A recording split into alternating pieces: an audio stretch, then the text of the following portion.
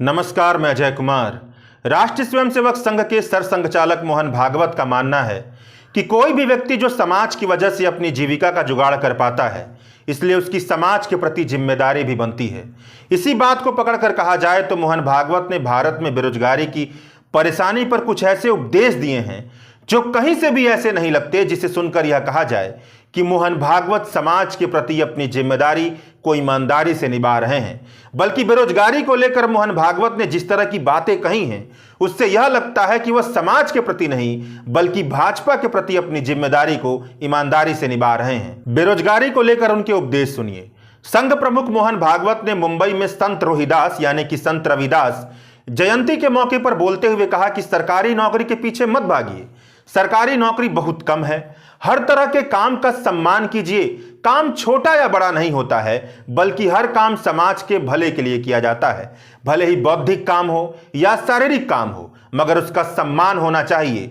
जो काम हाथ से किए जाते हैं उसका सम्मान नहीं किया जाता है। समाज में श्रम के प्रति, काम के प्रति सम्मान की भावना की कमी है। यही बेरोजगारी का सबसे प्रमुख कारण है। मोहन भागवत की इन सारी बातों से ऐसा लगता है जैसे कि वह चाय की दुकान पर बैठकर भाजपा समर्थकों की तरह बोल रहे हैं। भाजपा समर्थक भी यही कहा करते हैं कि आखिरकार सरकार कैसे नौकरी दे सकती है। सब लोग सरकारी नौकरी के पीछे भागेंगे तो सबको सरकारी नौकरी कहां से मिल पाएगा। ऐसे तर्क बहुत सतही होते हैं। सुनकर ऐसा लगता है जैसे उन लोगों के जरिए बोला जा रहा है जिन्हें भारतीय समाज और संस्कृति की सच्चाई का पता नहीं है। राष्ट्रीय स्वयंसेवक संघ खुद को सांस्कृतिक संगठन बताता है, मगर उनकी मुखिया की बेरोजगारी पर की गई टिप्पणी बातें ऐसी लग रही हैं जैसे वह भारत की सामाजिक और सांस्कृतिक सच्चाई से कोसों दूर खड़े हैं। तो चलिए सबसे पहले इस बात को समझिए कि भारत के ज्यादातर नौजवान सरकारी नौकरी के पीछे क्यों भागते हैं। तो सबसे पहले तो यह जान लीजिए कि सरकारी नौकरी का मतलब केवल आईएएस की नौकरी नहीं होती है, बल्कि ग्रुप सी और डी में ऐसी कई नौकरियां शामिल हैं जिसे पाने के लिए बहुत बड़ी संख्या में आवेदन किया जाता है। इन नौकरियों के लिए आवेदन करने वाले बहुत सारे नौजवान गरीब परिवार से आते हैं। और भारत में गरीबी का हाल देखिए। नेशनल फूड सिक्योरिटी एक्ट के तहत भारत में तकरीबन 80 करोड़ लोगों को मुफ्त में खाना दिया जाता है। मतलब भारत की 140 करोड़ आबादी में से 80 करोड़ आबादी ऐसी है जिसे 2 वक्त के खाने के लिए सरकार पर निर्भर रहना पड़ता है। भारत के कुल लेबर फोर्स का 90% से ज्यादा हिस्सा अनौपचारिक क्षेत्र में काम करता है। इनमें से तकरीबन 28 करोड़ लोगों ने ई श्रम पोर्टल पर रजिस्ट्रेशन करवाया तो पता चला कि इनमें से 94% लोगों की महीने की कमाई 10,000 रुपए से कम है। इस बार के बजट में वित्त मंत्री ने बताया कि भारत की प्रति व्यक्ति सालाना आमदनी 1,97,000 के आसपास है, यानी महीने की 16 से 17,000 के आसपास में।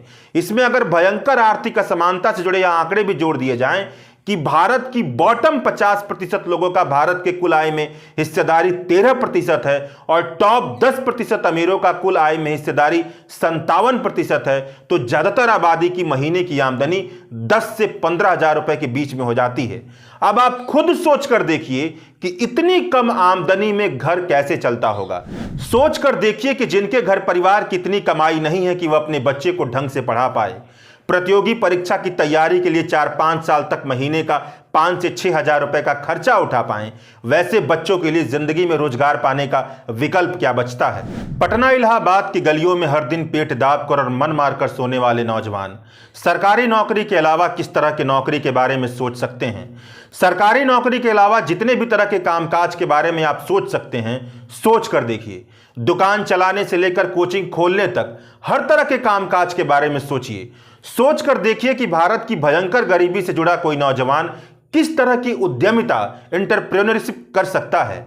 2 वक्त की रोटी के लिए दिन भर सोचने वाले परिवार का कोई लड़का या लड़की दुकान खोलने के बारे में सोच सकता है, कोचिंग खोलकर पढ़ाने के बारे में सोच सकता है, किसी स्टार्टअप का हिस्सा बन सकता है या किसी भी तरह की उद्यमिता कर सकता है। इस तरह के तमाम कामों के बारे में सोचते जाइए। आपको जवाब मिलेगा कि वह ऐसा कुछ भी नहीं कर सकता है। उसके पास इतनी पूंजी ही नहीं है कि वह अपनी जिंदगी को लेकर इतना बड़ा रिस्क उठाए। अगर सभी इसी तरह का रिस्क उठाने लगे तो भी उनमें से मुट्ठी भर लोगों को छोड़कर बहुतों को असफल होना तय है। बहुतों के लिए कामयाब होना असंभव है। इसकी वजह साफ है कि 140 करोड़ की आबादी में उपभोक्ता वर्ग का हिस्सा 25 से 30 करोड़ के आसपास है। भारत के 25 से 30 करोड़ लोग ही अपनी मर्जी के मुताबिक कुछ भी खरीद सकते हैं। बाकी की कमाई ही इतनी कम है कि उनके लिए सुबह शाम के दाल भात का जुगाड़ करने का खर्च ही पहाड़ की तरह होता है। अपनी मर्जी को मारकर जीना पड़ता है। अपनी मर्जी से पहले सामान और सेवा का दाम देखना पड़ता है। ऐसे में बहुत बड़ी आबादी के लिए नौकरी करना ही एक विकल्प बचता है। प्राइवेट नौकरी में मिलने वाले चंद पदों और नौकरियों को छोड़ दिया जाए तो अधिकतर पद और नौकरियां जिंदगी भर गुलामी करने वाली नौकरियां होती हैं। सैलरी बहुत कम है, नौकरी की सुरक्षा नहीं है, सामाजिक सुरक्षा के नाम पर खानापूर्ति होती है। इस तरह के माहौल में गरीबी से पैदा होने वाली कई तरह की सीढ़ियों को पार करने के बाद 12वीं और ग्रेजुएशन की परीक्षा पास कर चुका विद्यार्थी यह सोचता है कि कुछ साल सरकारी नौकरी तलाशने में बिता देना अच्छा है, बजाय कि प्राइवेट नौकरी का हिस्सा बनकर जिंदगी भर शोषणकारी माहौल में रहा जाए। सरकारी नौकरी से जुड़े इन सारी बातों को बताने का मतलब यह नहीं है कि सरकारी नौकरी में मौजूद खामियों पर भी सहमति जताई जा रही है, लेकिन इन बातों का मतलब यह है कि यह समझा जाए कि क्यों भारत जैसे गरीब मुल्क में सरकारी नौकरी के प्रति आकर्षण होना एक तरह की मजबूरी भी है और जरूरी भी है। लेकिन इन बातों का मतलब यह है कि यह बात समझी जाए कि क्यों भारत जैसे गरीब मुल्क में सरकारी नौकरी के प्रति आकर्षण होना एक तरह की मजबूरी भी है और जरूरत भी है। इसका अंदाजा आप हर बार निकलने वाली सरकारी भर्तियों के लिए किए जाने वाले आवेदन से लगा सकते हैं। मगर साल 1990 के बाद सरकारी नौकरियों की संख्या लगातार कम होती जा रही है। प्राइवेटाइजेशन हुआ, लेकिन प्राइवेट जगहों पर ढंग की नौकरियां नहीं मिली। सरकारी नौकरियां कम होती चली गईं। साल 1994 में कुल औपचारिक क्षेत्र की नौकरियों के बीच सरकारी नौकरियों का हिस्सा तकरीबन 12% के आसपास हुआ करता था। 1994 से यह घटकर के साल 2020 में यह हिस्सा 4% के आसपास पहुंच गया था। खुद अनुमान लगाकर देखिए कि कितनी सरकारी नौकरियां कम कर दी गई हैं। मोदी सरकार के दौर में वह भी लगातार कम होती जा रही हैं। लोकसभा में दिए गए एक लिखित जवाब में मोदी सरकार ने बताया कि 2014-15 से लेकर 2021-22 के दौरान केंद्र सरकार के सभी विभागों में 7,22,311 लोगों को नौकरियां दी गईं, जिसके लिए इन 8 सालों के दौरान कुल मिलाकर 22,05,99,238 आवेदन किए गए थे। यानी 8 सालों के दौरान आवेदन में से महज 0.33% नौकरियां मिल पाई। आप जानकर चौंक जाएंगे कि केंद्र सरकार के तहत आने वाली नौकरियों की 1 मार्च साल 2022 तक संख्या 140 करोड़ वाले हिंदुस्तान में महज 34,65,000 थी। अब आप खुद सोचकर देखिए कि भारत की सामाजिक सच्चाई क्या है और सरकारी नौकरियां कितनी दी जा रही हैं।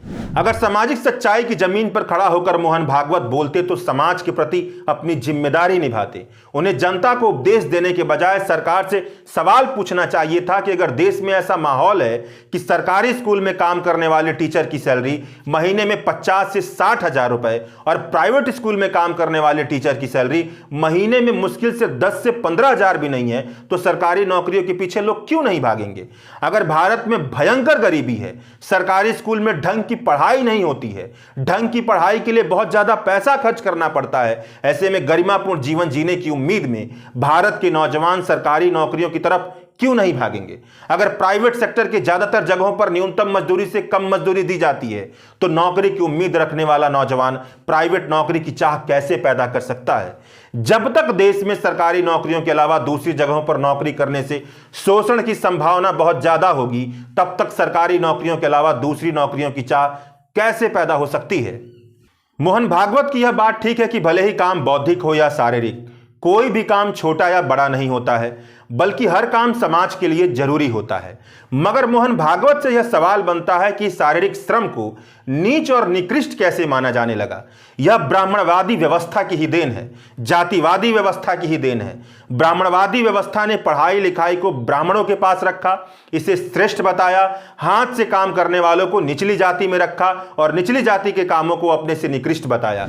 यह व्यवस्था सदियों तक चलती रही और समाज में इस तरह से घर कर गई कि बहुतेरे लोगों को लगता है कि हाथ से काम करने वाले निकृष्ट होते हैं, नीच होते हैं। इसे खत्म करने का तरीका है कि ब्राह्मणवादी व्यवस्था से जुड़ी ऊंच नीच और भेदभाव की सभी संस्कृति को खत्म करने की कोशिश की जाए। मतलब यह है कि अगर मोहन भागवत यह कह रहे हैं कि जाति व्यवस्था भगवान ने नहीं बनाई बल्कि पंडितों ने बनाई है, तो वह इस बात को केवल कहे ही नहीं बल्कि पूरी तरह से स्वीकार भी करें, विपक्ष की बात माने, इंसान और भगवान के बीच बनी पंडितों की ठेकेदारी, व्यवस्था से जुड़ी ऊंच और नीच और भेदभाव की हर कमी को दूर करने की कोशिश करें।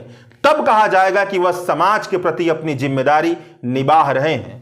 यह तो विचार के स्तर पर बात हुई, मगर इसके साथ मोहन भागवत को यह भी कहना पड़ेगा कि हाथ से काम करने वाले अधिकतर लोगों के साथ काम और कमाई देने के नाम पर शोषण किया जाता है। शौचालय साफ करवाने से लेकर झाड़ू लगाने वाले तक, दुकान में काम करने वाले से लेकर फैक्ट्री में काम करने वाले तक, जितने भी कामगार हैं वह सब अनौपचारिक क्षेत्र का हिस्सा हैं। उन सब की महीने की कमाई 10 से 12 हजार रुपए से ज्यादा की नहीं है। अगर यह लोग हाड़तोड़ मेहनत करने के बाद भी गरिमापूर्ण जिंदगी जीने लायक कमाई नहीं कर पा रहे हैं तो कैसे समाज उनके काम को बराबरी की नजर से देखेगा। इसलिए मोहन भागवत को जनता को नसीहत देने के बजाय सरकार को नसीहत देनी चाहिए थी कि वह ऐसी व्यवस्था करे जिससे हाथ से काम करने वाले लोगों के साथ शोषण ना हो, उनकी मेहनत के साथ भी न्याय हो। मोहन भागवत को समाज के प्रति अपनी जिम्मेदारी निभाते हुए सबसे बड़ा सवाल तो यह पूछना चाहिए था कि आखिरकार भाजपा के दौर में बेरोजगारी की हालत बद से बदतर क्यों होती जा रही है। Centre for monitoring Indian economy का आंकड़ा कहता है कि साल 2016 में भारत में कुल काम करने लायक आबादी 94 करोड़ के आसपास थी, जिसमें से किसी ना किसी तरह के रोजगार में शामिल लोगों की संख्या 40 करोड़ 45 लाख थी। इसके बाद काम करने लायक आबादी में हर साल 2 करोड़ लोगों का इजाफा होता रहा।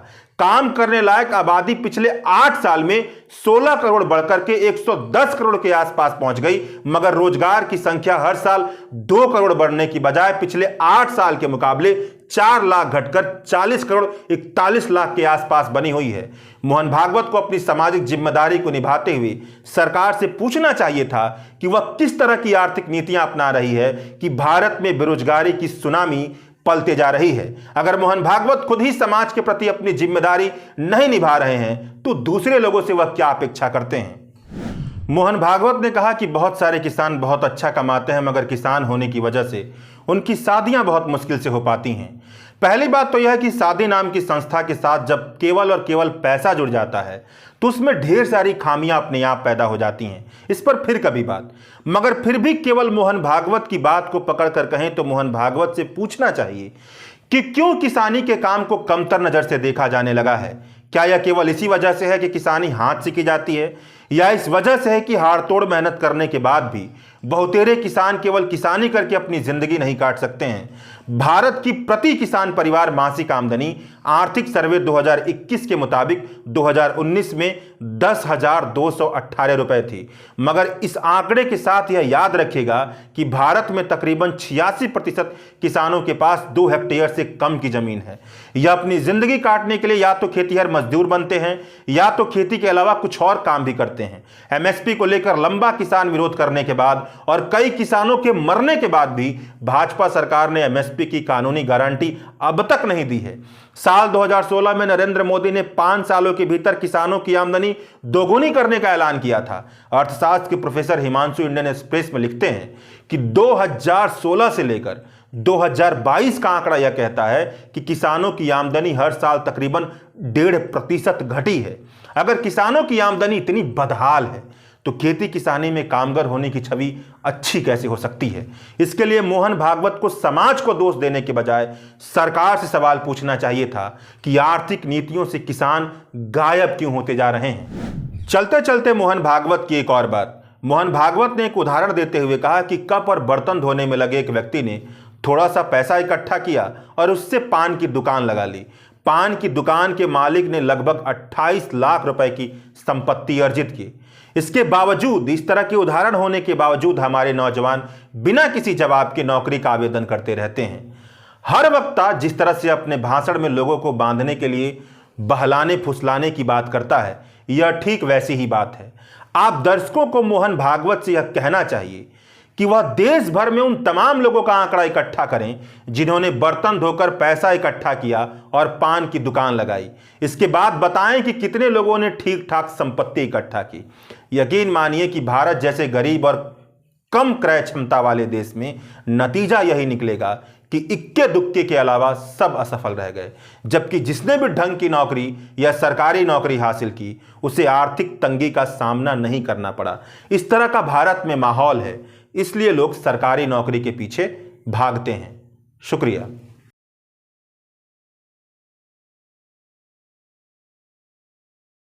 द वायर के और वीडियोस देखने के लिए सब्सक्राइब करें और बेल आइकन पर क्लिक करें। स्वतंत्र पत्रकारिता की आर्थिक मदद करने के लिए डिस्क्रिप्शन में दिए गए लिंक पर जाएं और अपनी राशि चुनें।